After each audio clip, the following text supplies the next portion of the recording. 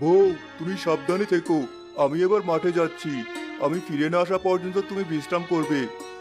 তা কি করে হয়? ঘরে তো অনেক কাজ আছে, আর রান্নাও করতে হবে। না হলে কাজ থেকে এসে তুমি কিছু খেতে পারবে না।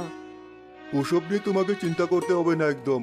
আমি মাঠ থেকে এসে রান্না করে খাবো, আর তোমাকেও খাওয়াবো। তুমি এত বছর পর মা হতে চলেছো। তোমার কোনো কাজ করতে হবে না। তুমি শুধু নিজের খেয়াল রেখো। অন্য কিছু নিয়ে তোমাকে ভাবতে হবে না। আমার দেরি হয়ে যাচ্ছে। এবার তাহলে আমি যাই।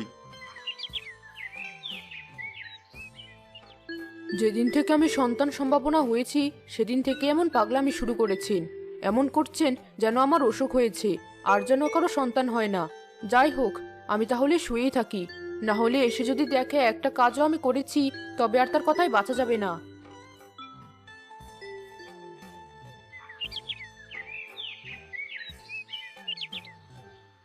কেউ কে আছো? এই বৃদ্ধ মানুষটাকে কিছু খেতে দেবে? কেউ আছো? কে বাবা আপনি? কাকে খুঁজছেন? আমি এক অসহায় দরিদ্র বৃদ্ধ লোক মা। জগতে আমার কেউ নেই। আমি বাড়ি বাড়ি ঘুরে যা পাই তাই খেয়ে দিন পার করি। আজ 2 দিন হলো আমি কারো কাছেই কোনো খাবার পাইনি। বড্ড ক্ষুধার্ত আমি। আমাকে একটু খাবার দেবে? আল্লাহ তোমার ভালো করবেন। বাবা, সকালে যা খাবার ছিল আমরা খেয়েছি। আপনি একটু বসুন, আমি আপনার জন্য কিছু একটা রান্না করছি। না না, থাক মা। আমার জন্য তোমাকে এত কষ্ট করতে হবে না। আমি বরং অন্য বাড়ি যাচ্ছি। তুমি ভালো থেকো মা। না বাবা, আপনি বসুন, আমার কোনো কষ্ট হবে না। আর তেমন সময়ও লাগবে না। আপনি একটু বসুন, আমি এখনই আসছি। এই ভাত আর তরকারিগুলো তাড়াতাড়ি রান্না করি।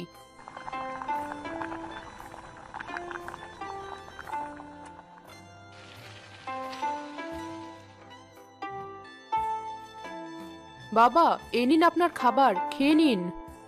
তুমি আমার জন্য এত কষ্ট করলে মা।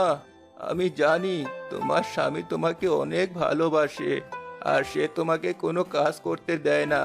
তবুও তুমি আমার জন্য এগুলো রান্না করেছো। আমি তোমার প্রতি সন্তুষ্ট। আপনি এসব কি করে জানলেন বাবা? আমি সবই জানি মা। আমি এও জানি তুমি সন্তান সম্ভবা। এই নাও, এই আপেলটি রাখো তোমার কাছে। আজ সন্ধ্যায় এই আপেলটি তুমি খাবে। উপরওয়ালা চাইলে তোমার 2টি কন্যা সন্তান হতে পারে।